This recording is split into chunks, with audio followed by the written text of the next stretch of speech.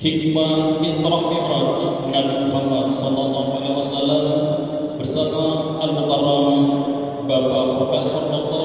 Andrew Dr. Ki Haji Hamzahul Rasyid SC.M. dimohon yang hormat.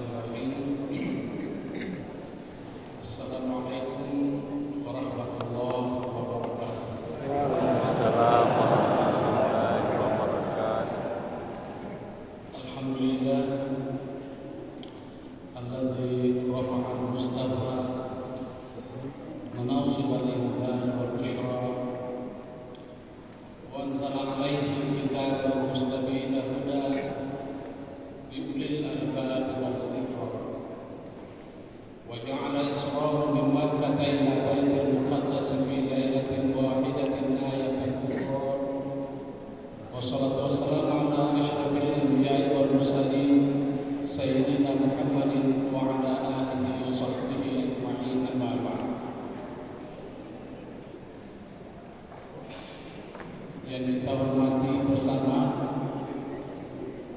Bapak Bupati Kepulauan Selayar, dalam hal ini diwakili oleh Pak Wakil, Bapak Forkopimda Kabupaten Selayar yang sempat lalu, tokoh-tokoh masyarakat, tokoh agama yang saya hormati, ibu-ibu sekalian, hadirin hadirat sekalian. Alhamdulillah, malam ini kita memperingati hari satu peristiwa yang luar biasa. Kenapa luar biasa? Karena peristiwa Isra Mi'raj tidak pernah terjadi kepada manusia lain selain Nabi Muhammad SAW.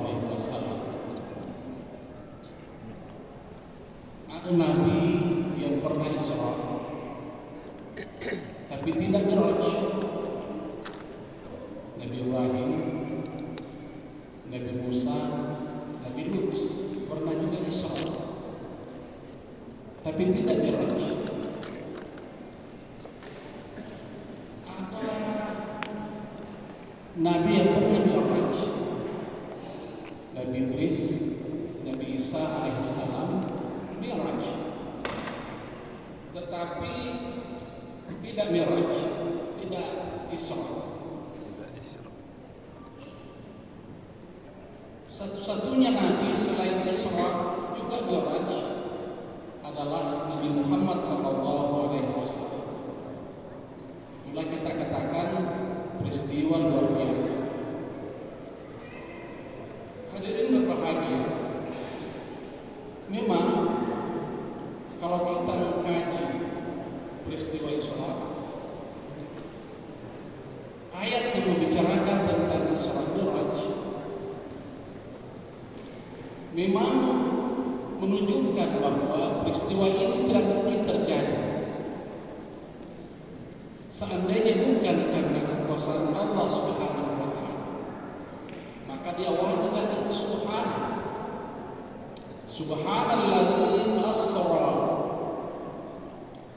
Kata subhana dalam tradisi Quran Arab itu baru diungkapkan apabila dia menyaksikan suatu peristiwa yang sungguh luar biasa yang tidak mungkin terjadi kalau berdasarkan perhitungan manusia biasa. Maka dia biasa katakan subhanallah, subhanallah, subhanallah.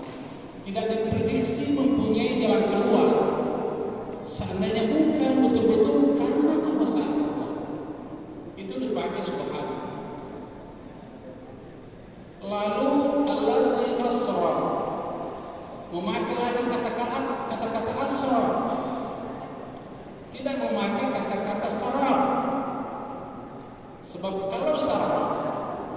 berjalan, tapi dianya sendiri berjalan. Kalau asra bukan dia yang berjalan, tapi ada yang memperjalankan. Saya kasih contoh untuk mudah dipaham. Kalau ini jam tangan berjalan sendiri, ini jarum pendeknya 12 jam dan bisa berputar. Tetapi kalau saya menarik keluar dari kuncinya baru putar berapa ribu kali dalam 1 jam terkini. Itu karena dia tidak berjalan sendiri, tapi saya yang berjalankan. Begitu juga Muhammad, bukan dia sendiri yang berjalan, tapi Allah Subhanahu wa Ta'ala memperjalankan. Kalau Allah memperjalankan, maka Allah tentu mempersiapkan segala fasilitas yang dibutuhkan dalam perjalanannya. Hadirin berbahagia, itu sebabnya asra bi'abdihi laila. Apalagi kata-kata laila itu bukan al-laila. Andaikan misalnya bukan laila, al-laila itu bisa saja semalam 12 jam.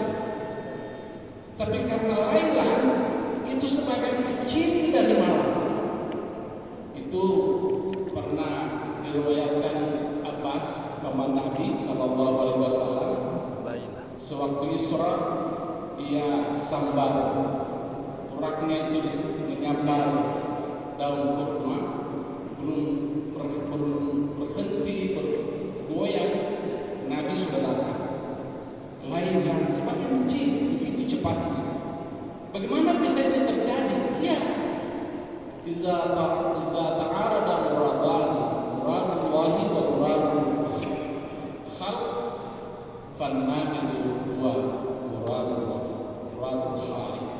Apabila terjadi dua sisi pertentangan antara keinginan Tuhan dengan keinginan manusia, maka an-nafiz yang pemenang tentu keinginan kekuasaan kodrat Allah Subhanahu wa Ta'ala. Hadirin berbahagia, oleh karena itu Isra Mi'raj apabila kita ingin mengkonstruk dengan akal biasa sama sekali tidak bisa, kecuali kalau kita kembalikan iradah dan kudrat Allah Subhanahu wa Ta'ala. Hadirin berbahagia, apa yang melatari terjadinya Isra dan Mi'raj? Sebetulnya tahun itu dikatakan amul huzni, tahun duka cita. Nabi Shallallahu Alaihi Wasallam mengalami suatu peristiwa yang dahsyat, yang betul-betul menyebabkan dia amat terluka, amat bersedih. Kenapa? Karena pertama, dakwahnya semakin hari semakin nampak penolakan dari arah Quraisy. Akhirnya bukan hanya penolakan dari sisi pandangan, tetapi juga sudah mulai di antara sahabat-sahabat Nabi ada yang disiksa. Oleh karena itu Nabi sangat bersedih sampai pilihan Nabi waktu itu hijrah ke Taif. Tapi begitu ketahuan Nabi hijrah ke Taif, Abu Jahal lebih duluan mengirim surat ke pimpinan Taif mengatakan bahwa ada orang gila yang datang ke kampung. Kalau kau tidak usir secepatnya, kau akan disihir karena Tuhan itu kasih. Itu sebabnya Nabi sampai di Taif, di gunung-gunung, mulai turun dari gunung, dilempari batu sampai berdarah-darah tumit Rasulullah SAW. Jibril datang. Jibril Muhammad, apakah kamu ingin semua gunung-gunung yang ada di sini saya runtuhkan dan kena semua kepada mereka? Tidak ada yang bisa hidup satu pun. Tapi Nabi mengatakan, Allahumma hdi qaumi fa innahum la ya'lamun. Ya Allah, berikanlah hidayah kepada umatku karena dia sama sekali tidak memahami saya. Kalau mereka dibunuh, berarti tidak ada harapan untuk bisa diharapkan anaknya, apalagi cucunya. Biarkan. Nabi dari situ pulang ke Mekah. Pulang ke Mekah, ternyata tidak lama kemudian mati istrinya. Yang bapak-bapak, ibu-ibu tahu, Siti Khadijah luar biasa, termasuk deretan orang Mekah. Tetapi habis hartanya disumbangkan untuk Nabi yang kemudian waktu itu meninggal dunia. Betapa terpukulnya hati Rasulullah SAW. 3 hari setelah itu mati lagi pamannya. Siapa pamannya? Namanya Abu Thalib. Abu Thalib ini selalu mendekati orang-orang yang kelihatan bengis, ingin menyiksa Nabi, tetapi karena wibawa Abu Thalib, dia tidak berani menyiksa Nabi secara langsung. Ternyata 3 hari meninggal istrinya, meninggal juga Abu Thalib. Betapa sedihnya Rasulullah SAW. Itu sebabnya ketika sementara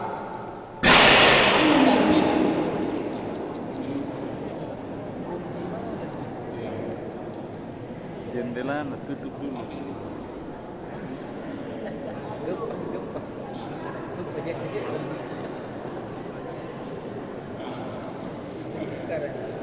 Nah, itu sebabnya antara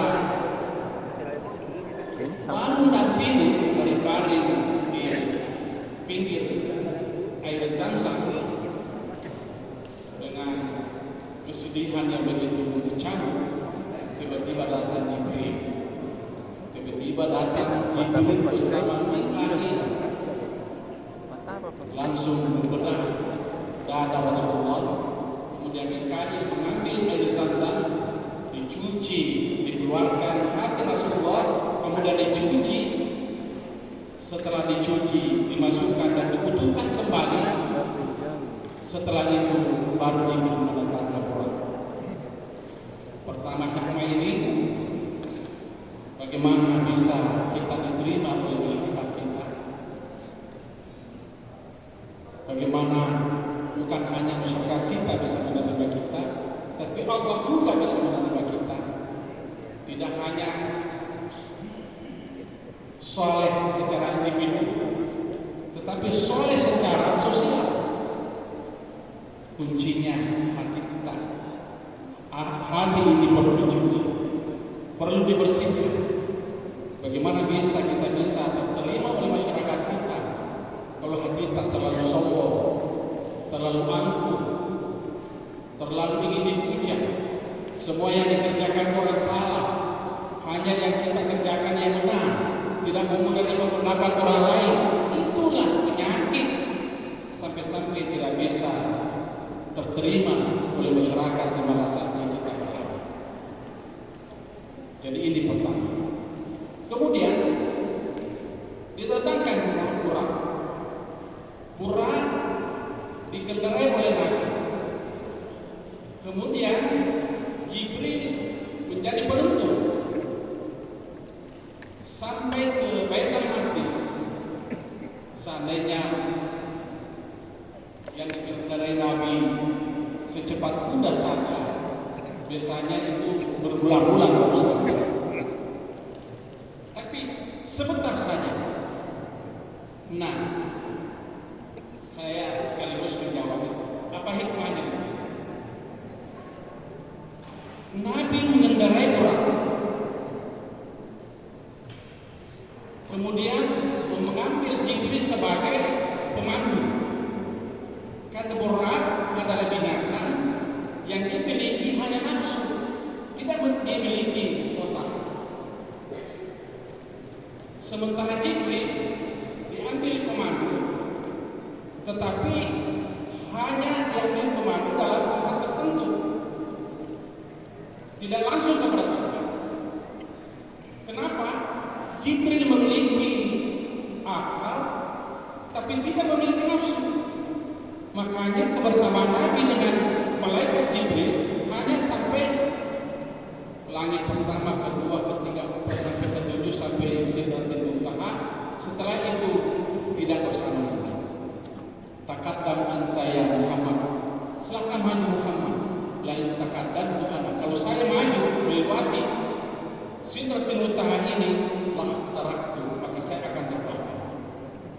Tapi jika engkau maju Muhammad, lain tarakta anta ya Muhammad, lah tarakta, anda akan bergerak terus sampai kepada Tuhan. Mengapa Jibril tidak bisa sampai? Karena Jibril kekurangan juga. Dia tidak memiliki seperti yang dimiliki oleh Muhammad. Jibril hanya memiliki akal, tapi tidak memiliki nafsu. Bagaimanapun juga kalau kita mau menjadi manusia sempurna, manusia yang utuh, harus akal dan nafsu.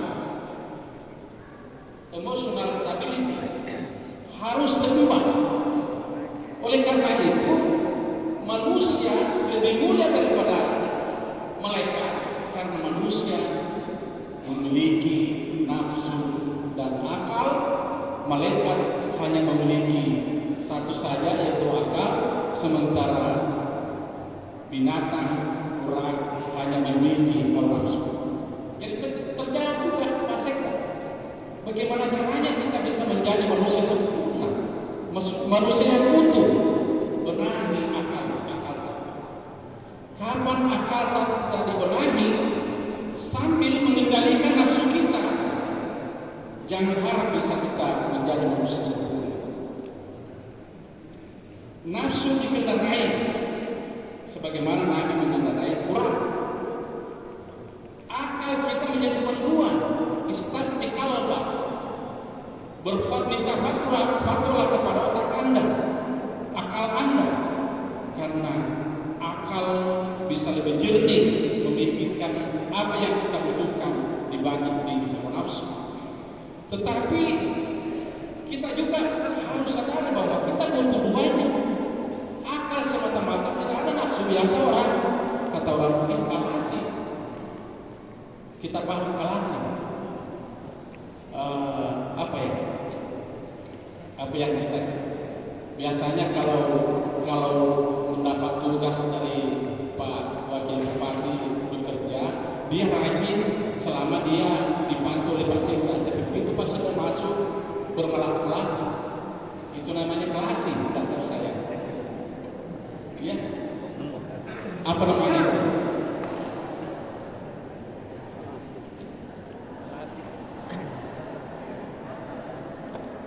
Iya, itu.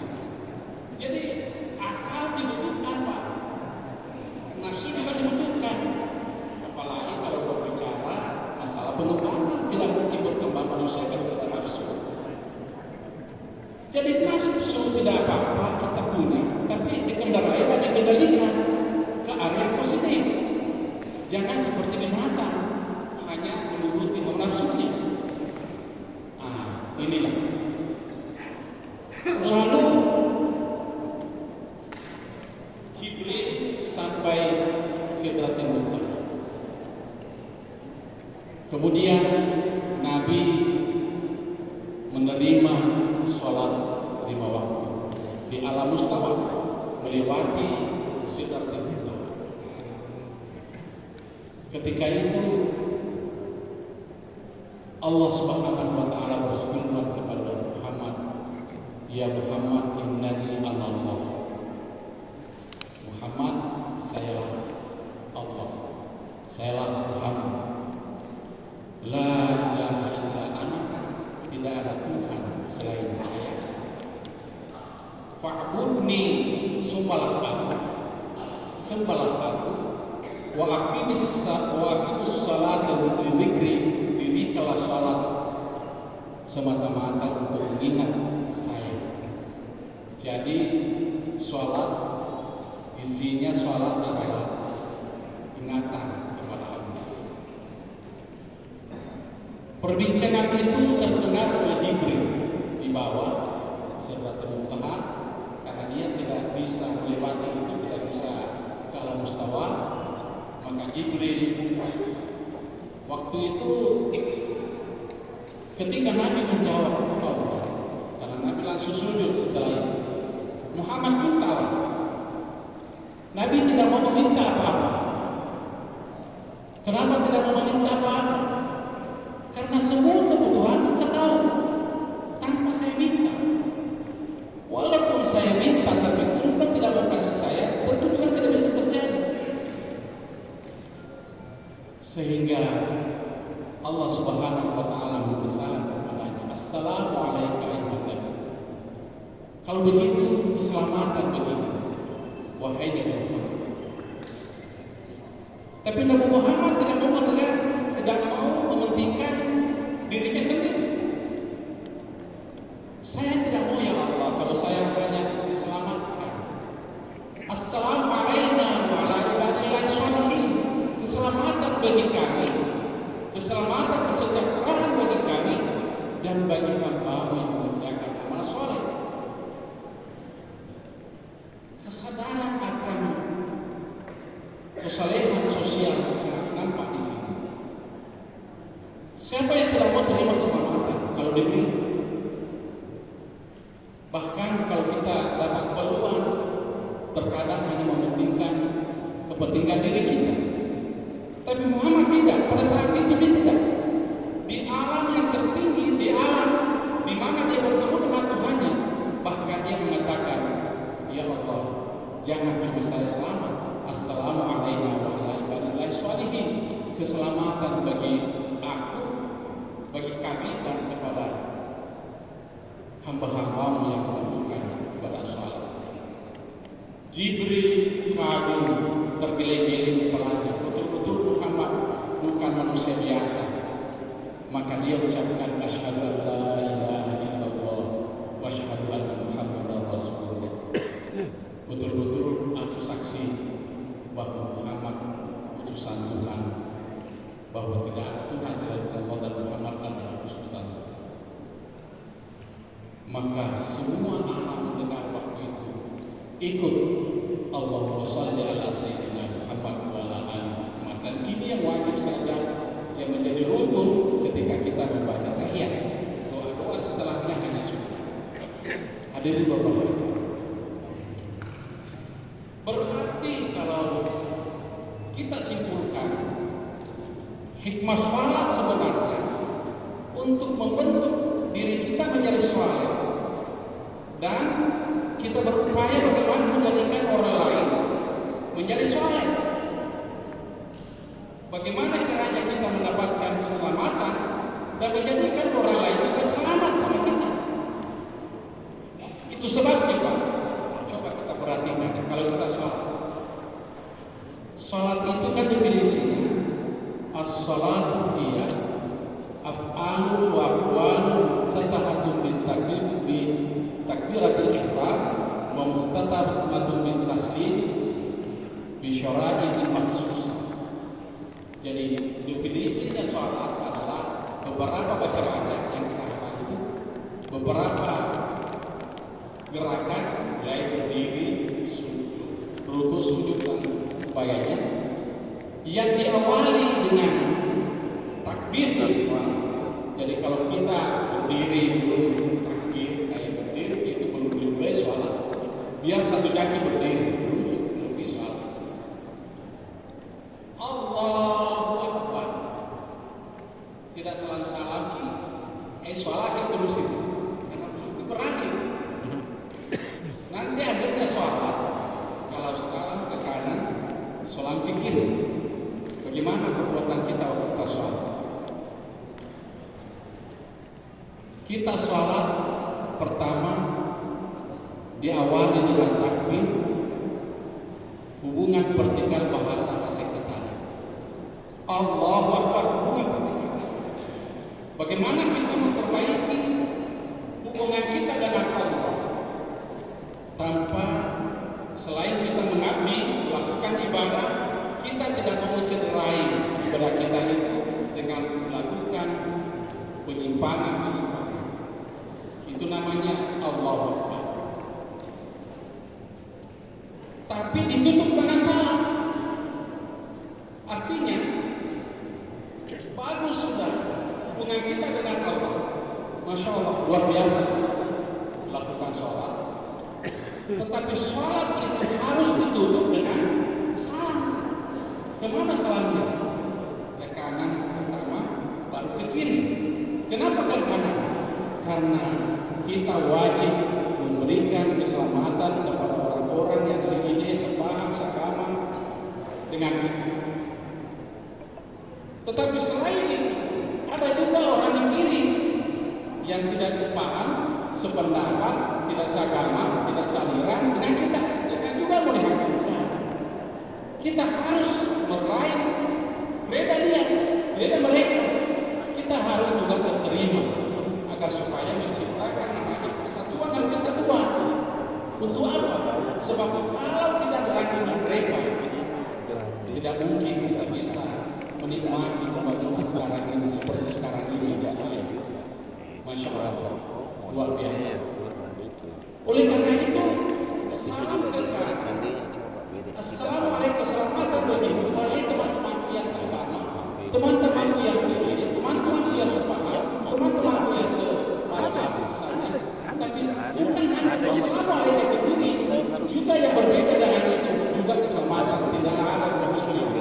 Kita umat Islam mau menjadikan diri kita lawan satu orang, apalagi kan satu kelompok. Itu sebabnya Nabi mengatakan khusus salam alaikum. Tebarkanlah salam di mana saja Anda berada. Karena keselamatan sangat dibutuhkan untuk melakukan pembangunan kita. Hadirin berbahaya. Nah, antara takbir dan salam ada perbuatan, ada af'al, berdiri, ruku, sujud. Apa itu berdiri? Ketika kita berdiri, Pak, akal kita lebih tinggi dari nafsu kita. Jadi ada waktu-waktu tertentu, ada momen-momen tertentu harus dimunculkan akal kita di mana nafsu. Tidak bisa dipungkiri. Di mana saja kita berada, di Pemda, di kepolisian, di militer, di sekolah, di mana saja pasti suatu saat akal lebih dibutuhkan dengan emosi. Tidak begitu bahwa kita melakukan kekeliruan pecat itu. Oh tidak, kadang-kala sudah melakukan kesalahan tapi dibina ternyata dia lebih baik daripada orang yang tidak pernah melakukan kesalahan. Ini berdiri. Tetapi kadang-kala juga kita harus ruku. Kenapa ruku? Karena kalau kita ruku, posisi akal sebanding dengan nafsu. Bukan lebih tinggi, bukan juga lebih rendah. Itulah yang saya sebutkan sebagai keseimbangan dalam perasaan.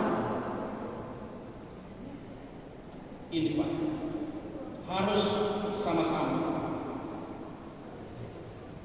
Ya, bagi pengantin baru, selain selalu berpikir, wah, bagaimana saya bisa menjadikan istri saya muda dalam ini, jalan akalnya.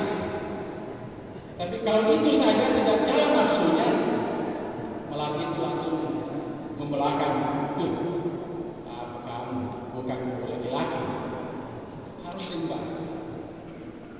Tetapi posisi tertentu harus akal tunduk ke hawa nafsu waktu kita sujud. Ini. Oleh karena itu, saya sebenarnya tidak mempersiapkan ini untuk ceramah. Pak kasih saya, Pak Wakil kasih saya PR. Ini Pak. Jadi kesimpulannya bahwa kita sholat, insya Allah kita mampu melakukan sesuatu kebaikan secara kolektif. Apa Apa yang dinamakan kebaikan secara kolektif, kasih karuban. kebaikan yang tidak saja terarah ke kita, kebaikan ini, tapi kolektif dia terarah ke berbagai segi, kepada orang tua, kepada nenek-nenek, kepada anak muda, kepada bayi, karena semuanya membutuhkan yang namanya kemaslahatan. Hadirin berbahagia. Pesantren yang bisa rame juga. Mau ikut Kemudian kepala usaha kira-kira aku bang. sewaktu Nabi ada di langit,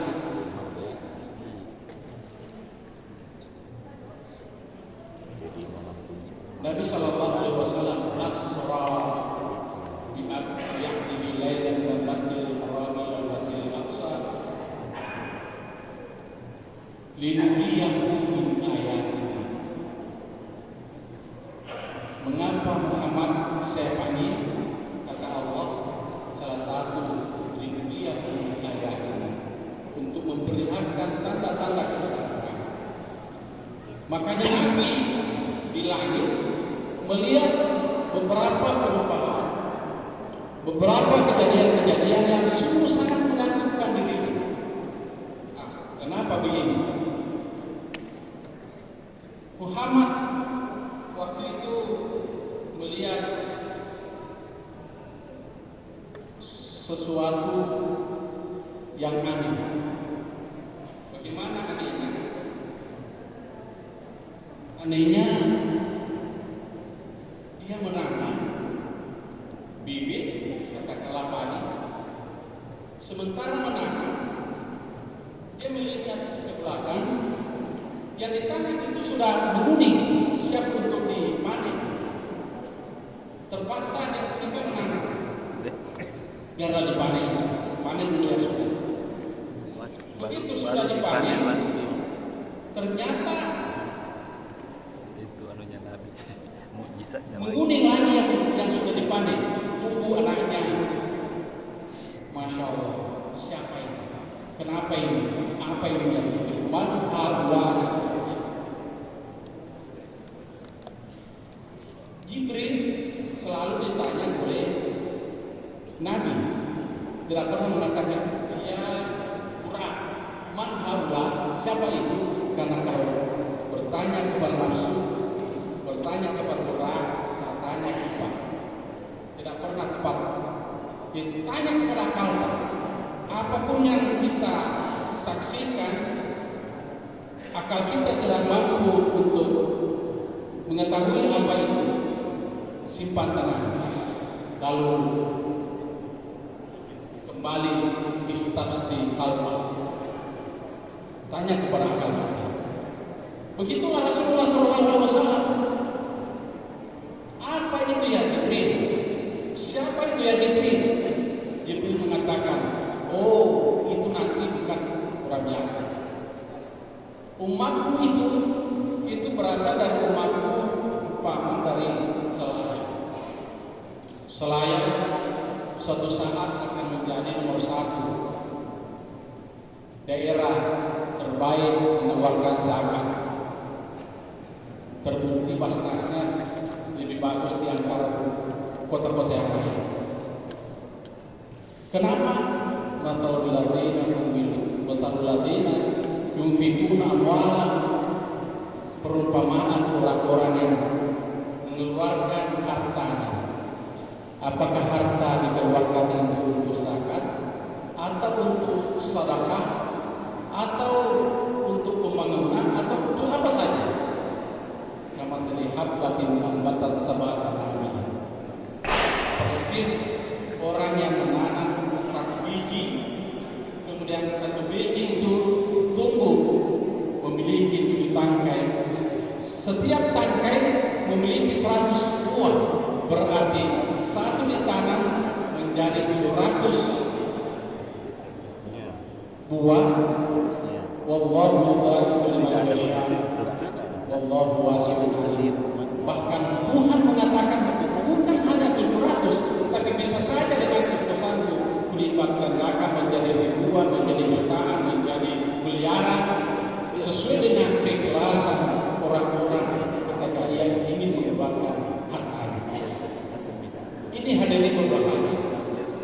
Maka orang yang memahami ini tidak ada Bisa persoalan. lima orang. Kalau dia tahu bahwa oh zakatku, hartaku ini Satu bisa jabatan, dihitung 50. per hari cukup, Di sini pendapatannya 50 kemudian per hari mencapai bisa, atau 1 minggu baru bisa, atau 1 bulan baru bisa, atau 1 tahun baru bisa.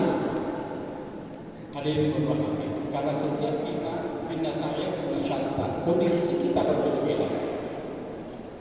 Yang paling penting sebenarnya adalah niat kita setelah dibenahi, dicuci tadi, diisi dengan tawakal, diisi dengan ikhlas.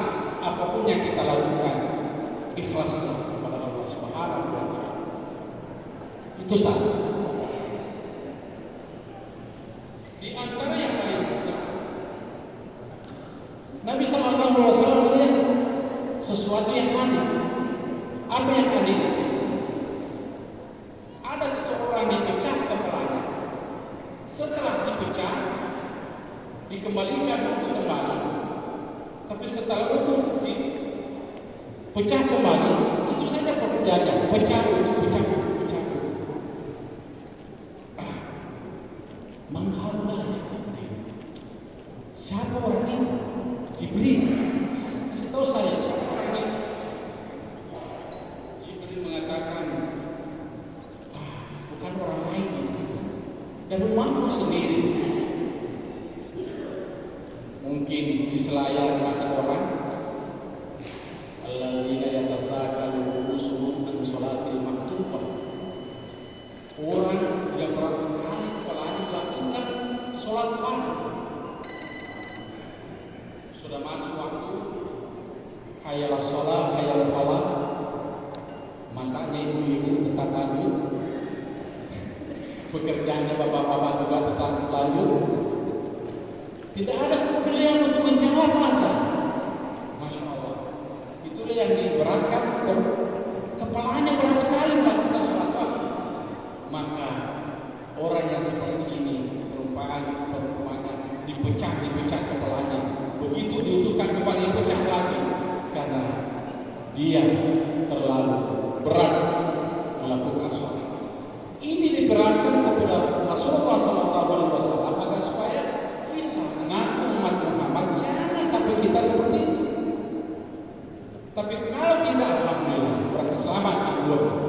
Karena banyak sekali panjang hadis ini, hadis sahih Bukhari Muslim.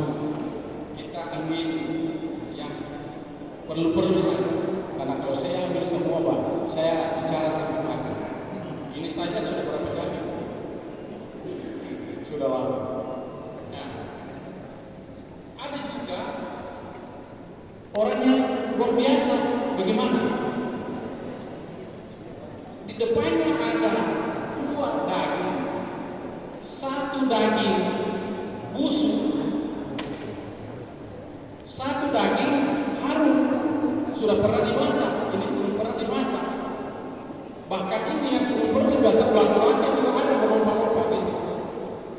Tapi ada yang jadi orang, ada daging yang bagus, ada juga yang busuk, yang tidak bagus. Yang dia makan, ini yang tidak bagus.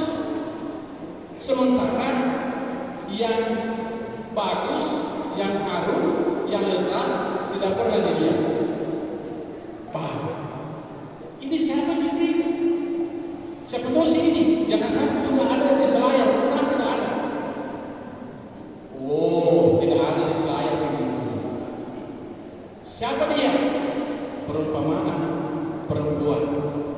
Ada suaminya yang halal, yang bagus, yang kekal, tetapi dia lebih memilih laki-laki yang lain selingkuh sampai pagi. Dan seorang suami laki-laki yang ada istrinya cantik, molek, tetapi tidak pernah diperhatikan karena ada wanita selingkuhannya, itu yang diajak tidur sampai pagi.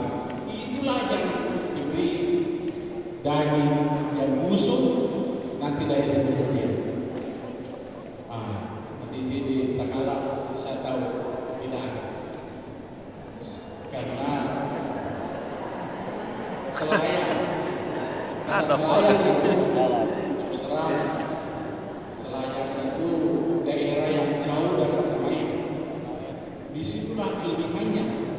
Sama dengan Nabi waktu mati, waktu lahir, ya, meninggal bapaknya, dibawa ke satu kampung yang jauh dari Mekah ke pedalaman, dipelihara karena di situ murni budayanya orang.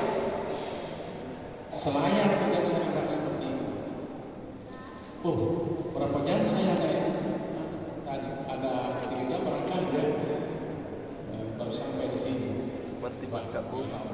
Itu berarti Selayar masih murni budayanya, masih murni peradabannya. Kalau ada pergeseran seperti yang diungkapkan tadi Pak Wakil, itu yang tidak bagus itu budaya orang luar yang mungkin salah seorang yang mau memasukkan, mencederai atau merusak budaya orang Selayar. Tapi insya Allah Pak Wakil, orang Selayar orang pintar dan sadar akan budayanya sendiri. Dia tidak akan seperti itu, karena biasanya orang yang datang memberi pengaruh itu biasanya orang bukan penduduk asli, tapi Selayar yang penduduk asli tidak akan begitu. Insya Allah, amin ya rabbal alamin. Ya. Nah, itu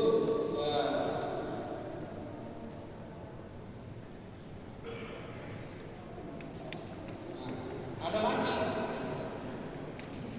siapa lagi? Nenek-nenek yang kayaknya wah melebihi anak muda, anak gadis.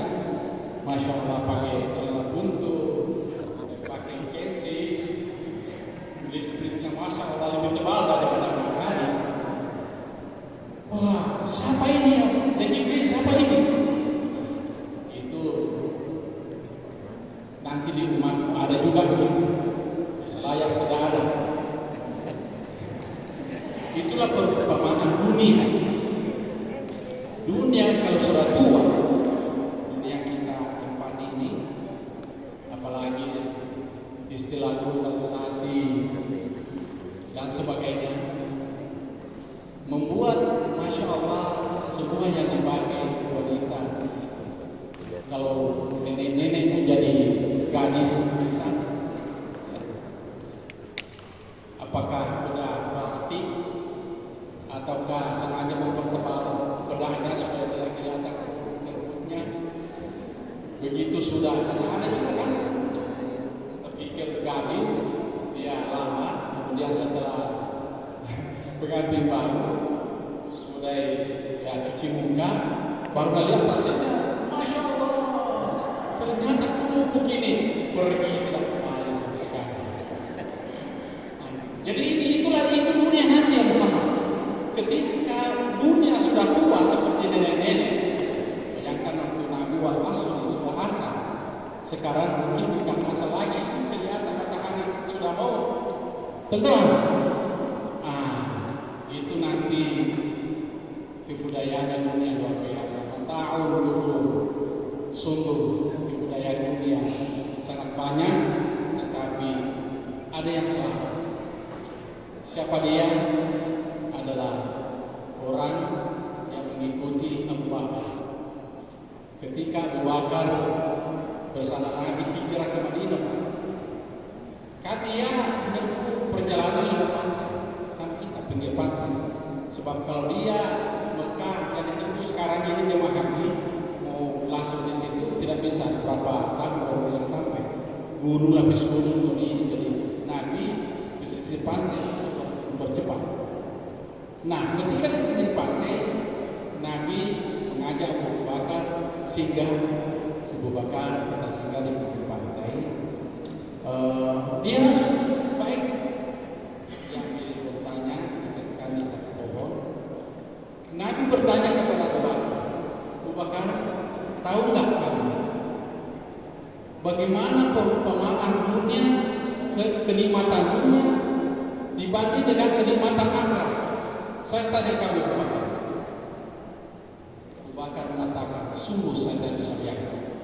bagaimana besarnya kenikmatan dunia dibanding dengan kenikmatan akhirat, atau begitu sebaliknya. Nabi waktu itu apa ini bakar jari dulu. Coba kasih begini, tenggelamkan di pantai, baru tarik ke atas. Tenggelamkan di air, baru tarik ke atas, baru lihat berapa air yang lengket pada jari dulu. Jadi dia lakukan begitu. Bagaimana ini ya Rasul? Itulah perumpamaan. Kenikmatan di akhirat bagaikan kenikmatan yang Allah simpan di laut yang luas dan dalam itu, tapi kenikmatan dunia hanya seperti air yang lengket di jari dulu. Pak, Bu, kadangkala air yang lengket saja itu mengorbankan hak kita untuk mendapatkan air yang begitu banyak, kenikmatan yang begitu banyak. Ini kita jaga-jaga di sini. Sebab kalau kita tidak lulus di sini, masya Allah sangat disayangkan. Walaupun kita sholat siang malam atau sholat semalam suntuk, tapi kita terjebak kepada kesenangan dunia yang haram. Seperti saya bilang, kalau segala kesenangan dunia yang penting tidak eksploitasi kepentingan orang lain, ya, milik orang lain, tetap saja sah, itu boleh. Sebab Tuhan juga mengajarkan kita, Rabbana atina fid dunya hasanah wa fil akhirati hasanah. Tuhan mengajarkan kita doa di dalam Al-Quran, ya Allah, berikanlah aku kesenangan dunia, kesenangan akhirat. Jadi tidak apa-apa kita memiliki kesenangan dunia dan akhirat. Yang salah kalau kita mengambil kesenangan dunia tapi kita menyembelihkan kesenangan akhirat, berarti kita lakukan yang paling tinggi. Nah, hadirin berbahagia. Oleh karena itu memang setiap tahun kayaknya penting kita peringati peristiwa di surat Al-Baqarah. Betul-betul ini merupakan sebuah kebutuhan, apalagi kita hidup sekarang ini di akhir zaman, semakin kita menghadapi godaan-godaan yang bisa menenggelamkan kita ke keselamatan dunia, tapi mengabaikan akhirat kita. Insyaallah mudah-mudahan ada berkahnya. Hanallahu wa iyyakum ajmain. Wassalamualaikum warahmatullahi wabarakatuh. Waalaikumsalam.